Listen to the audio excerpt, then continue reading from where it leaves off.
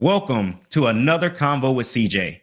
Today, I have one of the most dynamic individuals that I've ever met in my life. This person, this man, this worldly man is not the typical issued employee that you will meet along the way in corporate America or anyone in your life. He is nothing next to being normal, and he is an individual that is on the path in pursuit of excellence. He is my dear friend. He is a technology guy. He invests in himself and he levels up every single year. In fact, every time I talk to him, he has a brand new idea. He has a brand new way of showing and telling and talking about solutions and things that he brings to the market. And let's not even talk about the travel. He's always somewhere in the world. And let me tell you guys, he does it by himself. I bring to you today, Kamal Gregory. How you doing, Kamal? Doing good, man. Appreciate that. No problem, man. Really happy to have you on the show today. For those who don't know, my studio background, and I'll show you this. My studio background, as you can see, I got the idea from Kamal. Kamal came to me and he helped me understand how to create a live functioning studio with the lights, with the camera, with the mic, with the background. And you can see with Kamal's background, this is real, this is serious. And I appreciate that he gave me his time and helped me understand all the nuances. What I want to ask you, Kamal, to get started with this is, you know, when did you make the decision that you were going to embrace technology in your professional endeavors to stand out from the crowd? That's a good question. Honestly, I'm gonna bring my children into this one because it was more around them. I used to get on them all the time about back then it was Fortnite, and they would watch these YouTube videos of these kids, I guess, giving them cheat moves or whatever it is. And they actually, I used to make them get off of that. I didn't understand it.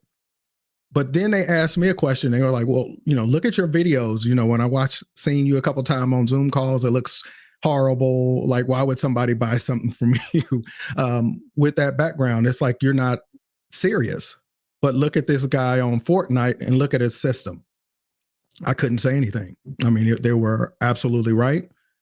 So I actually kind of gave them an idea that, hey, help me do it. Give me a budget. What are some of the tools? And, that went down a rabbit hole. But it leveled up everything. So I can't take credit for that.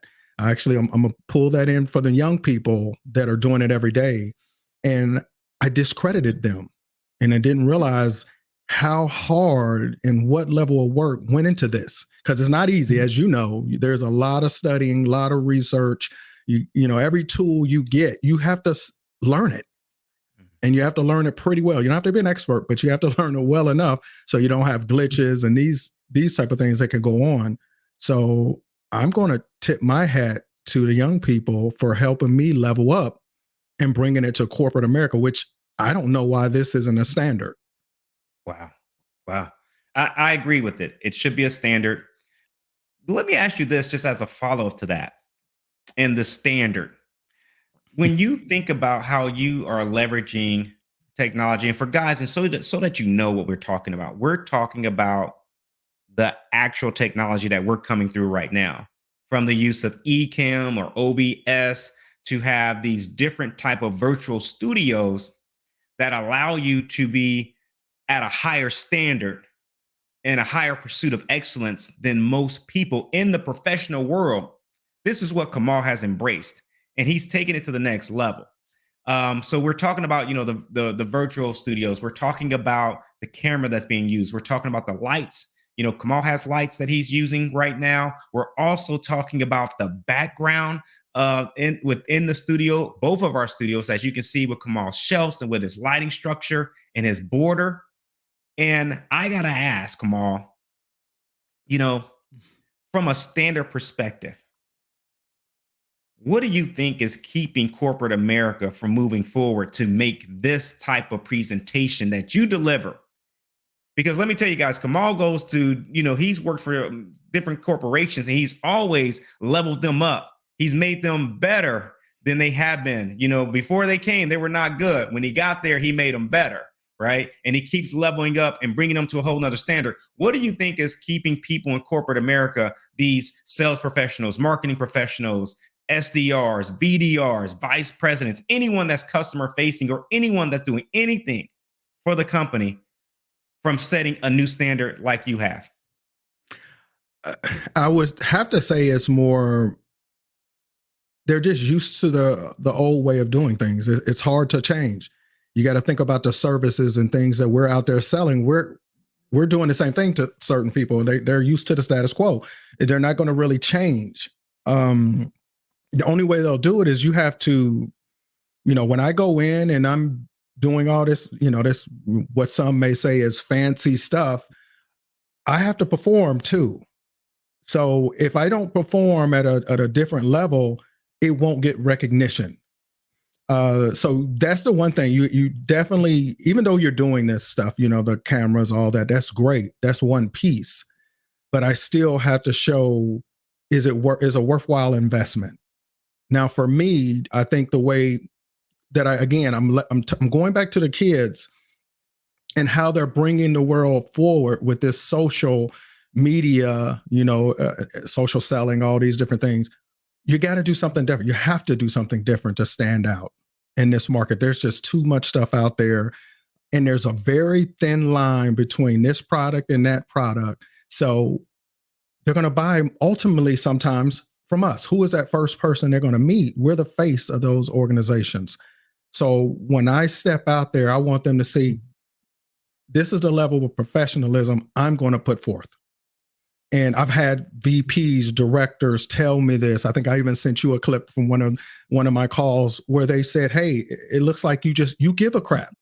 Mm-hmm. Mm-hmm. And I was shocked to hear that from someone. Like, it shows me, is this the level of, commitment I'm going to get from the organization? Is every rep like you? Mm-hmm. Maybe not, but I'm going to give 100% every time. Wow. And correct me if I'm wrong. I mean, you use this as a competitive advantage in building rapport. Is that right? Absolutely. Think about it. When in the sales profession, the first thing they talk about is rapport building, and some people have these, I would say, outdated scripts and different things they use about the weather or whatever, whatever it is. I don't even have to think about that, because the first thing they say when they see my setup is, we're talking about this setup. And it's just such an icebreaker. And then the mic, the sound is crucial. I would say for anybody new coming out, the microphone would be my first investment, because I want them to hear my tone, my inflection. It matters. Wow.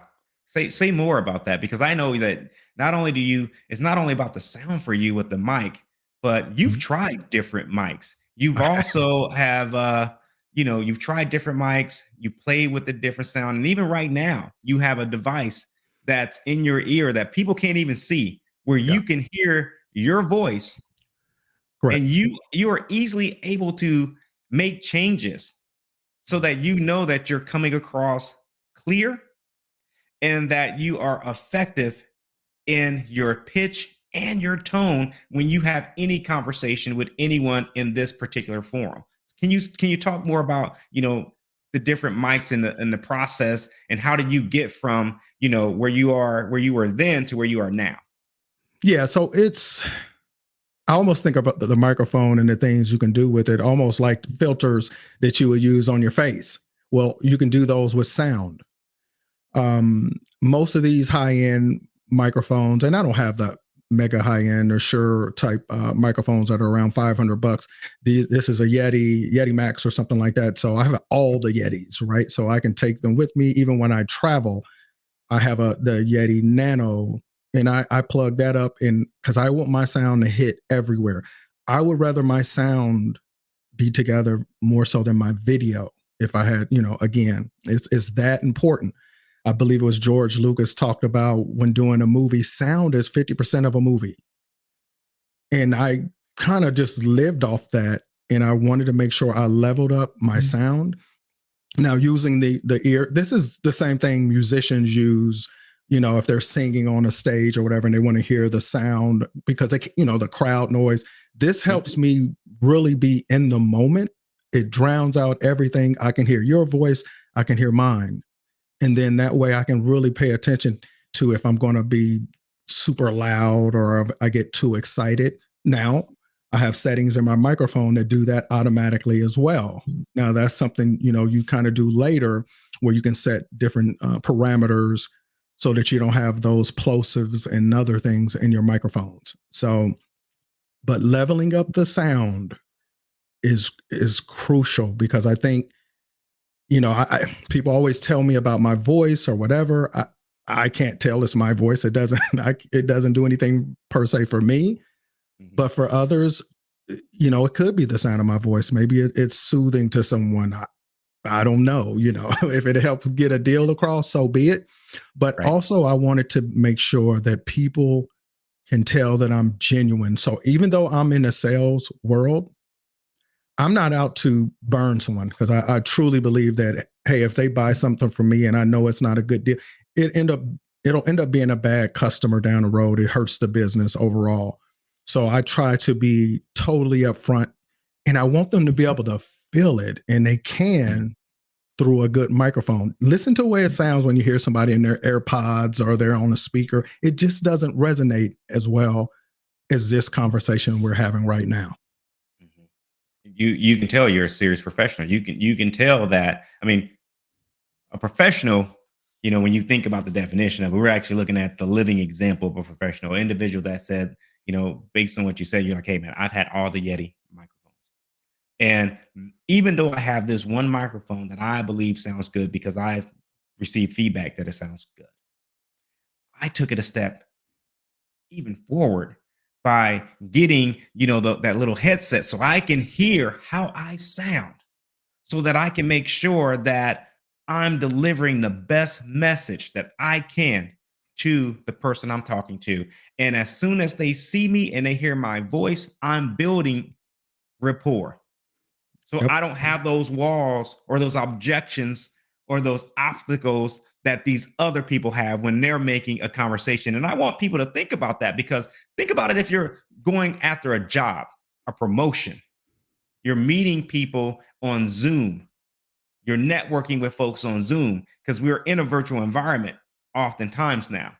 You know, your voice could actually be the bridge to start building that relationship and also, as well as the visual aspect so that they see that you're a true absolute professional. It could be the one thing that you can invest in that can help you level up to that next level that you're trying to go for in life. So that's awesome, Kamal. Let me ask you this. This is not the only thing that you level up in. I've known that you also make an investment in yourself with coaching, but you also look for other ways to get an advantage, whether it is using certain social apps to track, and look and understand certain customers, right? Certain companies or even certain contacts so that you have done your homework ahead of time. Some professionals will avoid doing it because they say that the company didn't issue this. So why should I use the commission that I earned to add to myself to help me become a better professional? When did you see it start to pay off for you? Um, I guess for me, that's something. It's not a payoff that I'm looking for as far as like say a company. The way I look at it is this is just me. Period. I'm not doing it for the sake of a company. I think I learned from watching YouTube, watching some of these children out there and what they're doing.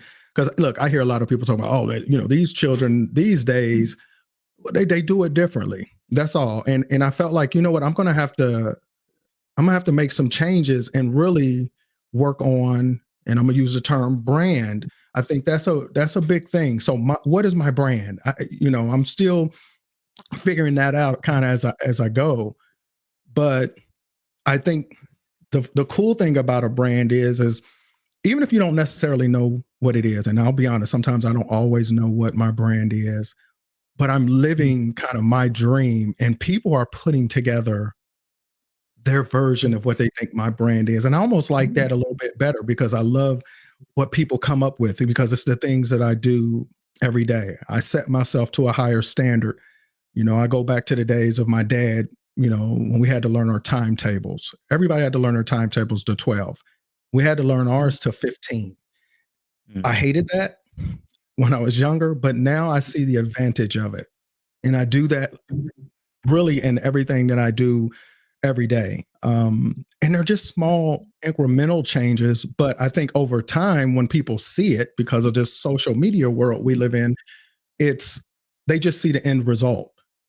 But the video, all that, this is years. I was doing this years ago. And I'm just starting to level up. And, honestly, even you've surpassed me in some of the things. So you're constantly leveling up. But I'm worried about Kamal, not everybody else, not the company I work for. The thing is, if you level up yourself, the companies will come to you because you bring something different to the table. And that's the only thing that I'm doing is I'm kind of doing me in a sense. And I'm always going to make sure Kamal has to do a little bit better. Wow. And then just personally, look, I'm not the biggest guy in the world. So I always had to, what can I do and really highlight my strengths? If I'm not the tallest guy in the world, how can I do it? Mm-hmm. I remember in science class, chemistry, and it was like force equals mass times acceleration. Well, I wasn't the biggest in mass, so I had to make acceleration with something in order to get the same level of force. So I had to learn to work with what I had. And sometimes that's my voice, so I'll leverage that and use that to my advantage. Maybe the way I think, I think a little bit out the box. I'm thinking 2 or 3 moves ahead. You have to look at, you can't get around. I know social selling was something big, more of a tagline. Now it's coming back even more. You got LinkedIn, all of these places, they're huge now. They started out as one thing and now it's something else. And you have to learn to move with it. AI, same way. Either you're going to get on it or you're going to get left behind. And for me, I try to really leverage technology, but just like a business, you have to be concerned about scale because now everybody's charging for this and that. And before you know, your expenses can get out of control because you want every app or, every light, every camera. Yeah, it can be a lot. So I have to be very strategic. And I'll be honest, some of the mistakes I made before is like, I'll buy this software. I have this software till I got to the point where I didn't even know what I had. I didn't know how much money was going out, Right. But I learned to narrow it down and use tools. Hey, how can I leverage this tool that does these 6 or 7 things? I want to be able to track and monitor companies. I want to be able to track and monitor people. How can I learn my industry quickly? How can I ramp up quickly?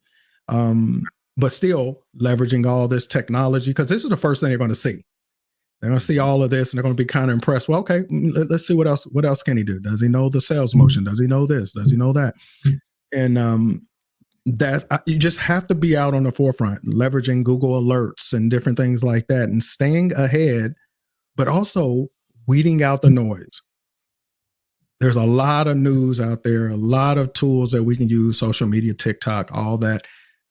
You want to make sure that you're filtering to the things that you want in your life. So that's the big thing. Me and my son kind of go back and forth. I'm like, let me look at your TikTok, look at mine. And he's like, man, your TikTok has all these help videos or whatever. And your TikTok has weird videos. I don't even know what. So you got to be careful what you're putting into your mind. So for me, it's things that are always making me push a little bit harder, push and move a little bit further, just a little bit every day. That incremental increase, or what they say, 1% better or something. That's right. Same thing. That's Let me kind of my motto. let me ask you this. You said something that wow, I mean it I wrote it down. It was so impactful. You said level yourself. When you level yourself up, the companies will come to you. And I was Mhm. like, wow. I was said, okay. And I can say you truly do that. When you think about leveling up, let's transition, even beyond work. I know that Mhm. you travel a lot. Now, you are one of the few people I know who, if you see a trip, you're like, hey, I'll go by myself. I'll go to Spain by myself. I'll go to, Portugal, or I'll go to, Italy. I'll go to France by myself, and I will experience the culture. I will research the culture, and I will come back with a different perspective than what I had before. Where did you get that type of courageousness? Where did you get that type of curiosity? And how has that benefited you personally as well as professionally? Well, I'm not going to say 100%. I was scared to death to go. First thing off, I'm scared to fly. Hate flying. Okay. Okay. Absolutely I didn't see that scared one to coming. death. Yeah. Yeah. Um, so actually, in one of the cool things that these different jobs I've had, somebody pushed me to take a trip, and literally said, "Look, I kept saying I'm gonna go to Spain. I'm gonna do it." And he said, "Well, okay, if you're gonna do it, buy the ticket." Because he said, "You've been saying this for a couple months and you still haven't done it." He said, "Buy the ticket and text me tonight." And that's what I did. I went, I bought the ticket. And he was like, "Now you committed, right? You got money in it. Just like if you're investing in yourself, once you put some money in it, you get a higher chance of actually doing it." Now, Mhm. was I scared the whole, I had a whole month and a half, I think, to kind of prepare myself mentally for this 8 or 9 hour flight, which to me was the hardest part. And honestly, concentrating so much on the flight, I didn't even worry about being in another country by myself. Mm, I just wanted to get through the flight. mhm, So once I got to the flight and got into, I think the first trip I did was to Barcelona, and it literally was nothing like I thought. It's almost like mm, that adage of a roller coaster. The scariest part, some people say, is waiting in line. mm, That's how it is. But then once I got there, all of the myths, the things that people told me, like, "Oh, I can't believe you're going by yourself. You should be scared." When it was a complete opposite. When I get there, they're like scared to death. You guys have school shootings and all these things. They're just as scared as us as we are of them. mm, And I just kind of got lost in it, learning about their cultures and just seeing how much of the world was out there I've never experienced outside of Dayton, Ohio. Right? mm. I'm what the biggest thing in Dayton, Ohio right now happens to be Cat Williams, right? So, you That's know, right. uh, now it's I wanted to break out of my shell. The other part of this was more of a personal journey for me in breaking stereotypes of African Americans. So it was more of Mm, a family thing where I said, you know what, I want to go and do some things that I was always told not to do, but I didn't know why. Whether it was we don't eat anchovies. I never ate mhm, anchovies for 45 years, mm, uh, and I never had one. mhm.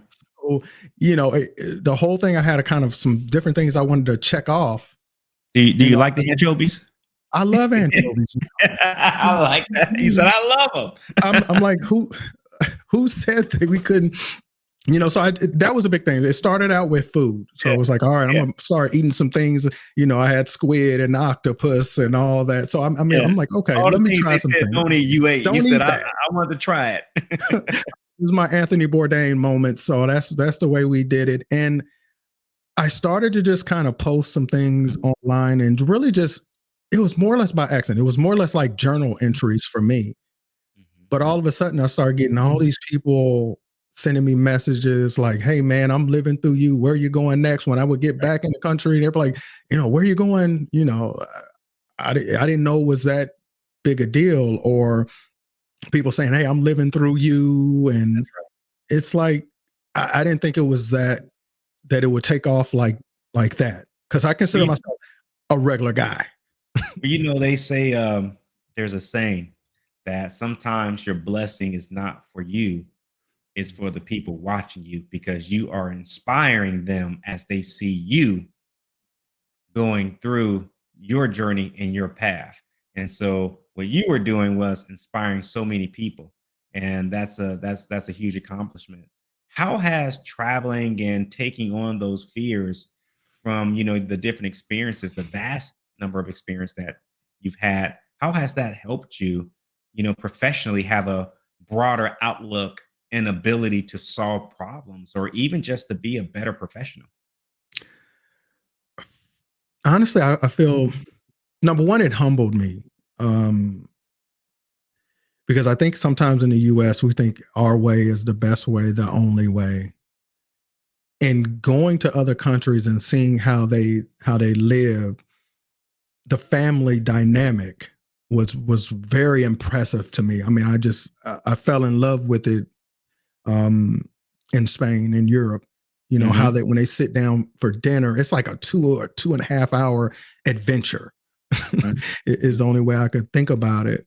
And just watching them kind of in the streets, how they moved, how they worked. And when I get into my professional life, number one, it's another way to have conversations. Uh, and I'm saying, as an African American, sometimes we don't get an opportunity to travel the world. Whereas for Hmm. some, they have that. They already, they talk about all the backpacking here and there. And I was never able to be present because I never done any of those things. I never went anywhere. Now it's fun where I can say, "Oh yeah, I went to Barcelona, or I went to Madrid. I've been to Greece. I loved Athens, or what have." And it's really fun. Now I can be a part of the conversation at higher levels. So when you're talking about leveling up in the business, it's like you almost have to have that global aspect. Mm. You have to have it to have a seat at the room, seat at the table, so to speak, to be well traveled and Mm. to learn how different cultures, how they do things differently.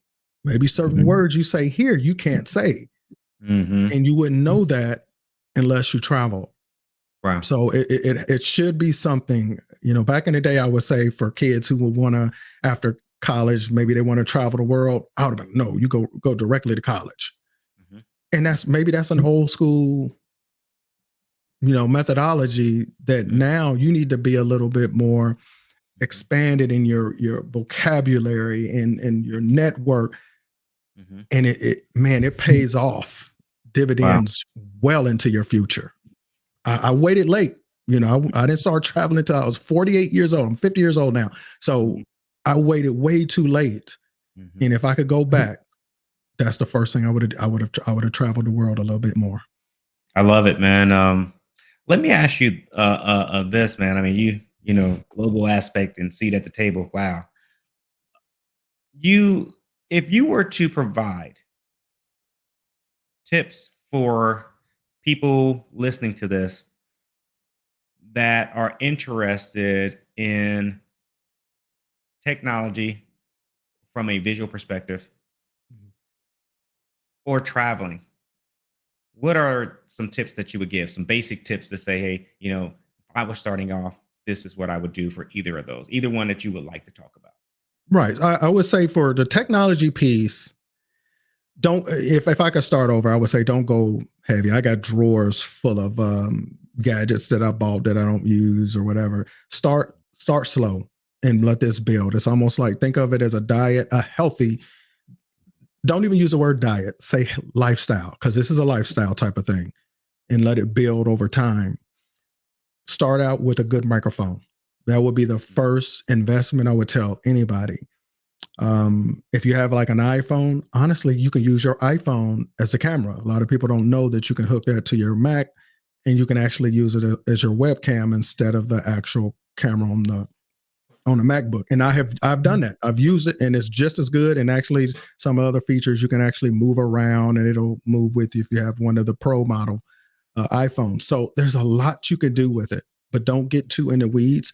Master one thing at a time. This is a one time I'm gonna say, don't get into that whole multitasking. And as a former engineer, I hate the term multitasking because you don't get 100% into one. You get 20% into 5 different things. Give 100%, learn it, and it'll save you so much trouble later. Because if you compound it and start saying, okay, I want the microphone, I want the camera, I want this. Now you got to study all of these different things and you won't have a life. I can tell you that because you'll be watching a lot of video. And I've done it. So enjoy it, master the microphone, get it down, and then start working and building from there. As far as what about travel? Mm-hmm. What I would say with travel, what helped me with travel was using different tools, Google Flights. Now you can even use ChatGPT.